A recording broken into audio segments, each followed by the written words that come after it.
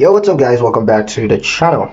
Are you wondering if you should sell investments or live off your income? Well, let's model it in Empower. Today, I'm going to show you how to test selling assets versus selling investment income in Empower.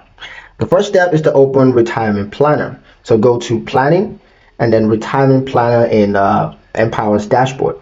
Next is the add withdrawal method. Now in your retirement scenario, you want to adjust the withdrawal settings. Choose to fund expenses from investment income or by selling assets.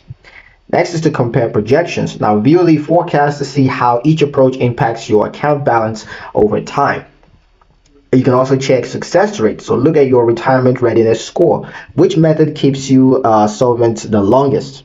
The final step is to test a hybrid approach. You can mix both methods and see if it balances income stability with portfolio growth. And that's pretty much it for the video, guys. Hope you liked it. Hope you found the information here useful enough. If you did, like, share, and subscribe for more helpful tutorials. Thank you guys for watching, and I'll see you in the next one.